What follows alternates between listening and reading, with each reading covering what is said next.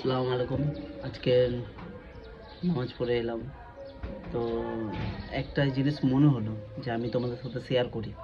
যে অনেক হলো ভাই পিঠ পিছে কথা বলাবলি, অনেক কর্মের মাধ্যমে ক্ষতি করাকরি। তো যাই হোক এইসব বন্ধ করো। আমিও চাই না এসব। আমি তো কিছু বলছিই না আর আমি বলতেও চাই না। কারণ রুজির মালিক হচ্ছে সেই উপরওয়ালা। আর আরেকটা কথা বলি, তোমরা হয়তো ভাবছো যে আমি ভয় করছি বা কোনো কিছু। আমি কোনো কিছুতে কিছু বলতে চাইছি না। ভয় তো আমি করি, কিন্তু তাদেরকেই ভয় করি না আমি। শুধু একমাত্র একজনকেই ভয় করি, সেটা হচ্ছে আমার উপরওয়ালা।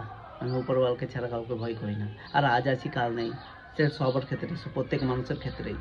তো আমি সেটাই বলতে চাই যে বন্ধ করো না, নিজে নিজে ভালো থাকো না, নিজের ফ্যামিলিকে নিয়ে ভালো থাকো।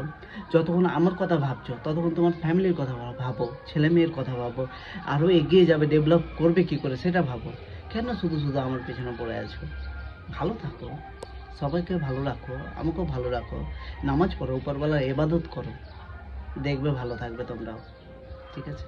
তো এটাতে রাগ দুঃখ বলে কোনো কিছু নেই। আমার যেটা মনে হলো আমি করলাম, বাকি তোমরা জানো।